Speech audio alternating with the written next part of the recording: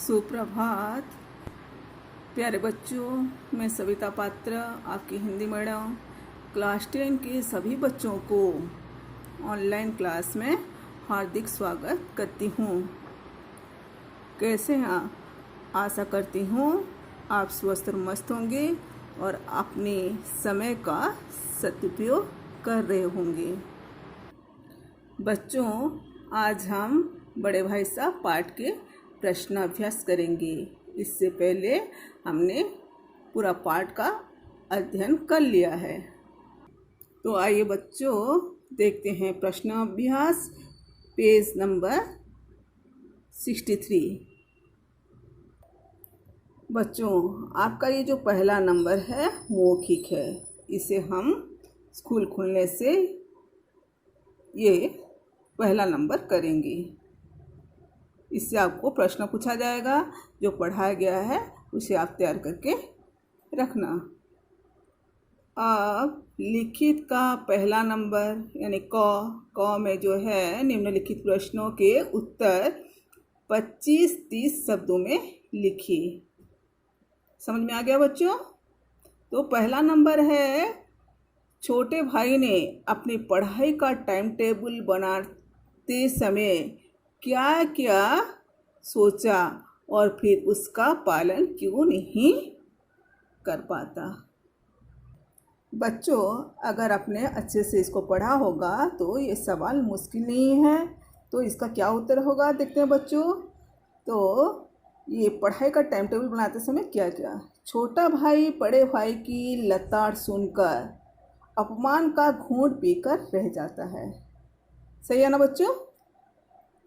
फिर क्या होता है, रह रहकर उसके मन में मैदान छोड़कर भाग खड़े होने का विचार आता है, परंतु शीघ्र ही उसने व्यर्थ के ख्यालों को अपने मन से हटाकर एक कठोर निर्णय लेता है और पुनः नए सिरे से एक टाइम टेबल बना लेता है। तो अब क्या है आगे उसका प्रश्न, क्यों नहीं कर पाता।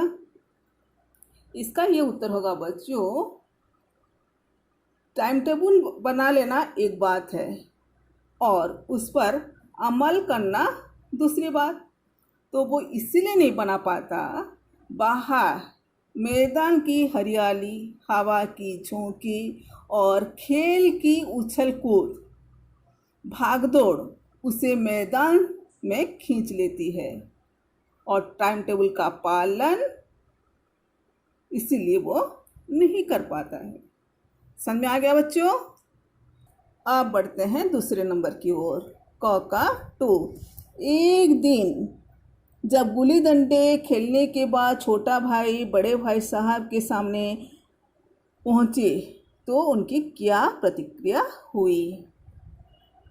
तो बच्चों, इसका उत्तर ये होगा, एक दिन भोर का समय गुल्ली डंडा के भेंट करके ठीक भोजन के समय लेखा घर लौटे तो रौद्र रूप धारण किए बड़े भाई से उनका सामना हुआ।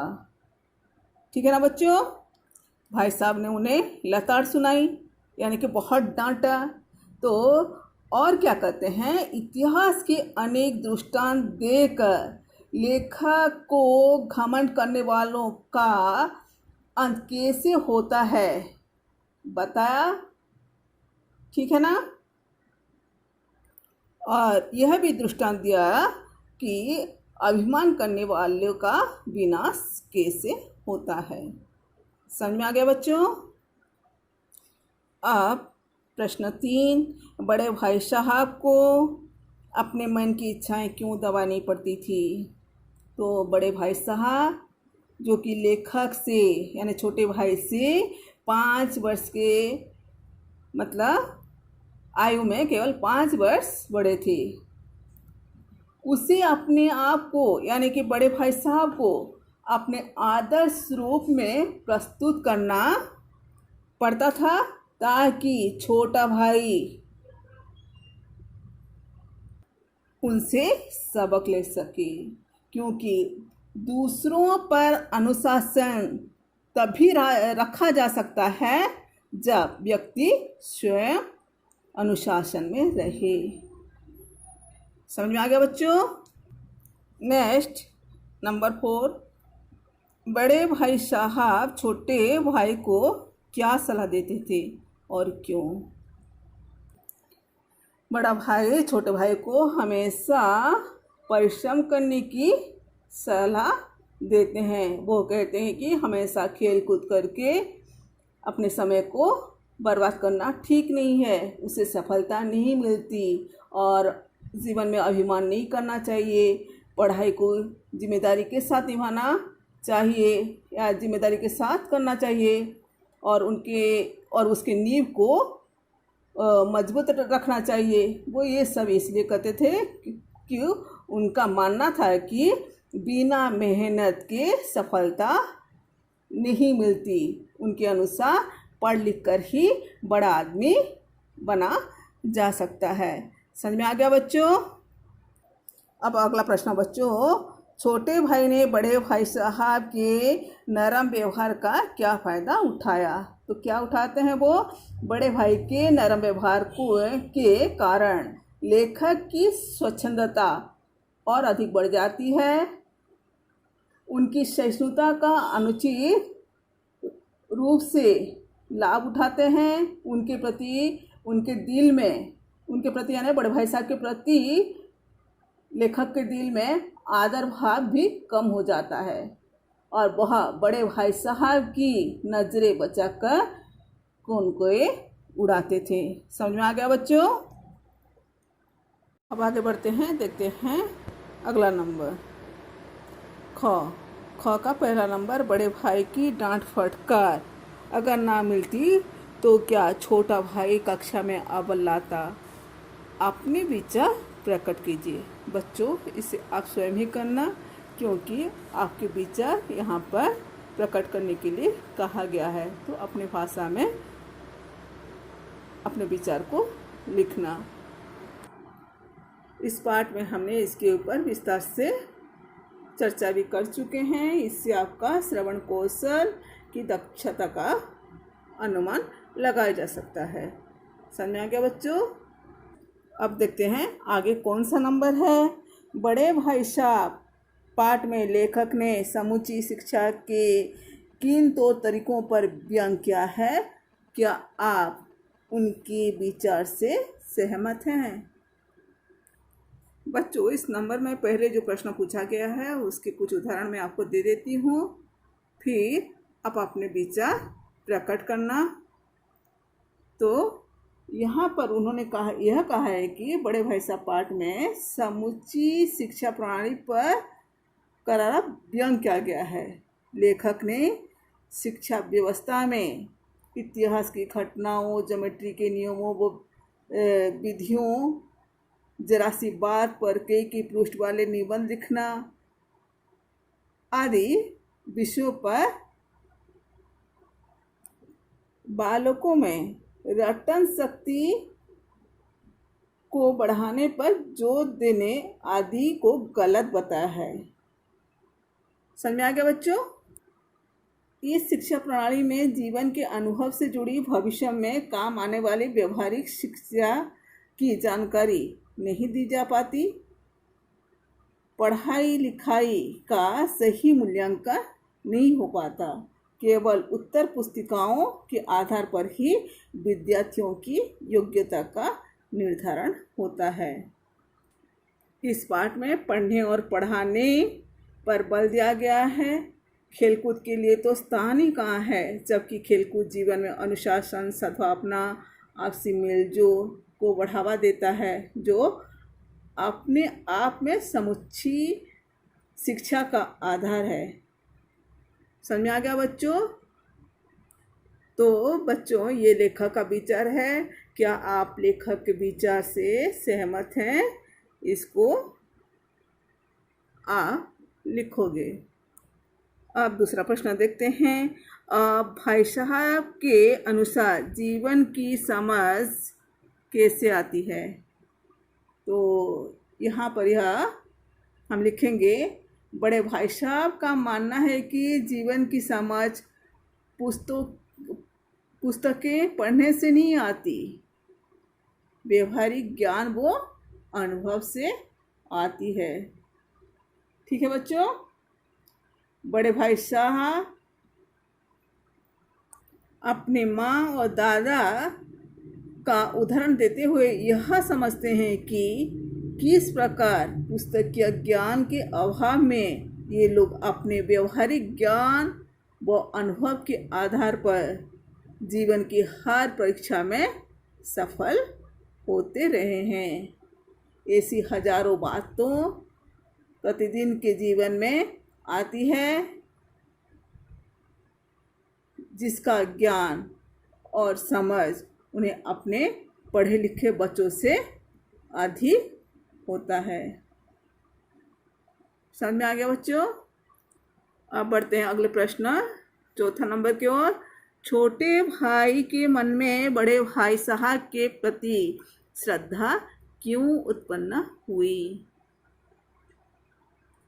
बच्चों इसके उत्तर में हम लिखेंगे, बार बार डांट फटकार खाने के बावजूद भाई साहब के प्रति छोटे भाई के मन में श्रद्धा क्यों उत्पन्न होती है?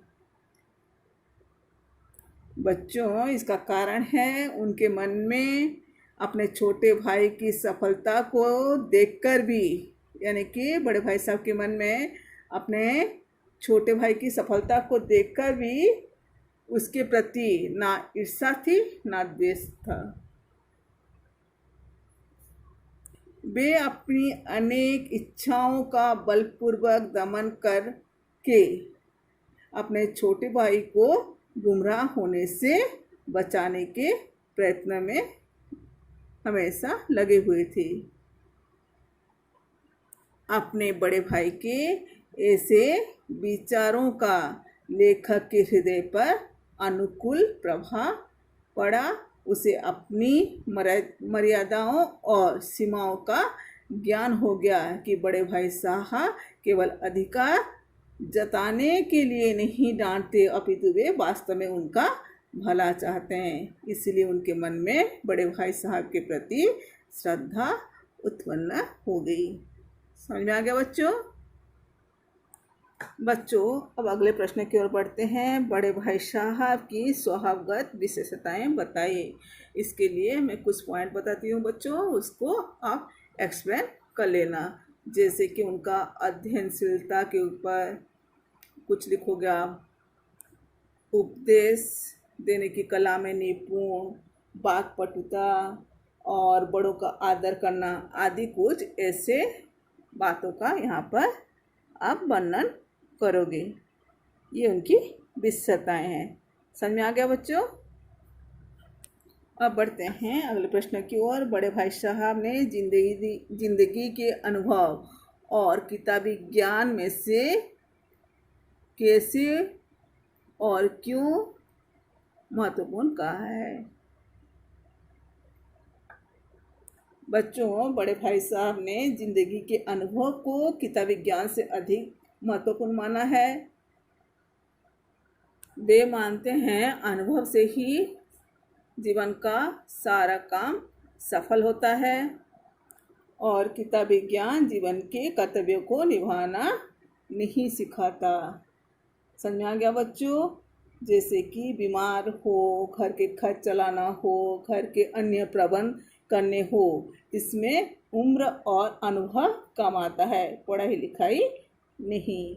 लेखक की अम्मा, दादा और हेडमास्टर साहब की बूढ़ी माँ का उदाहरण सामने वो प्रकट किए हैं। इस प्रकार कर्तव्यों का पालन करना, समाज के प्रति जिम्मेदारी निभाना सब किताबी ज्ञान से नहीं आता, जीवन के अनुभव से ही आता है। समझ में आ गया बच्चों।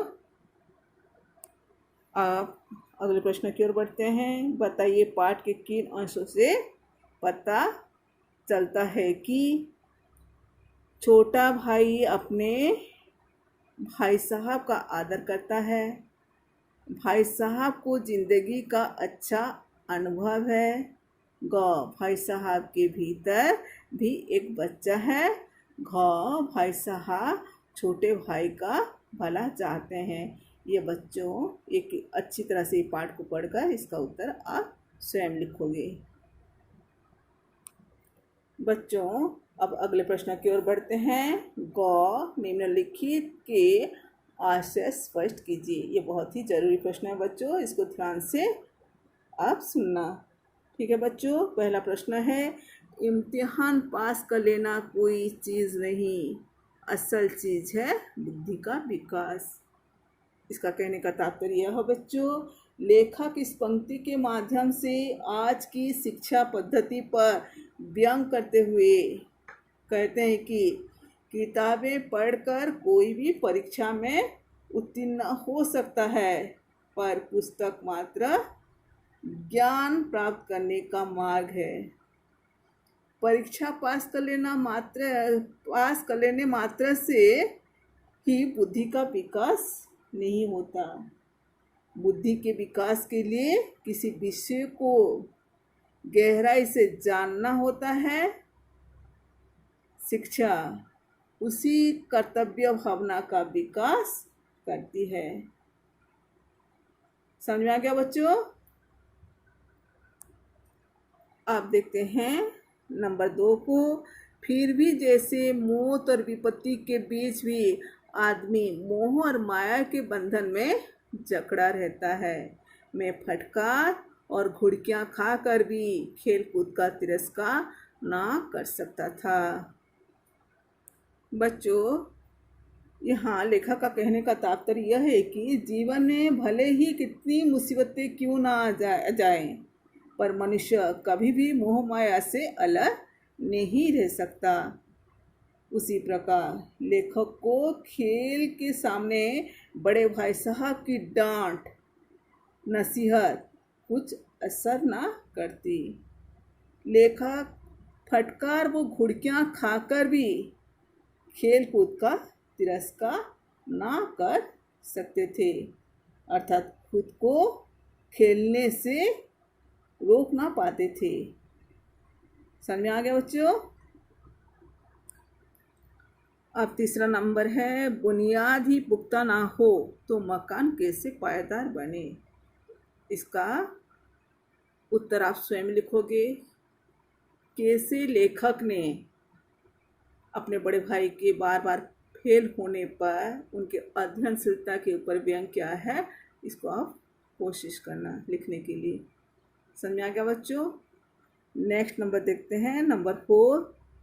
आंखें आसमान की ओर थी और मन उस आकाशगामी पथिक की ओर जो मंद गति से झूमता पतन की ओर चला आ रहा था, मानो कोई आत्मा स्वर्ग से निकलकर विरक्त मन से नए संस्कार ग्रहण करने जा रही हो। बच्चों, इसका कहने का तात्पर्य यह है कि इस पंक्ति में उस समय का वर्णन किया गया है जब एक दिन संध्या समय लेखक एक कनकौआ लुटने बेतहाशा दौड़े जा रहे थे। आंखें तो आसमान की ओर थी और मन भी आकाश में विचरते हुए पथिक के समान था, जो धीरे धीरे पतंग की ओर बढ़ रहा था। ठीक उसी प्रकार जैसे कोई विरक्त आत्मा नीचे आ रही हो। नीचे आती पतंग पर नजर टिकाए लेखक उसी की दिशा में भागे जा रहे थे। उसे इधर उधर से आने वाली किसी भी चीज़ की कोई खबर ही नहीं थी। बच्चों, यहीं पर हमारा प्रश्नाभ्यास समाप्त होता है। आशा है आपको पूरी तरह से समझ में आ गई होगी। इसको आप कॉपी में लिख कर रखना, और जो आपको स्वयं करने के लिए कहा गया है उसको भी आप इसी ही कॉपी में लिखना। जो नंबर आपको दिया गया है ऐसे नंबर के साइड में राउंड कर देना, ताकि ये समझ में आ जाए कि आपको स्वयं करने के लिए दिया गया था। समझ में आ गया बच्चों? आज के लिए बस इतना ही। आगे हम एक नए पार्ट के साथ फिर मिलेंगे। Thank you. God bless you.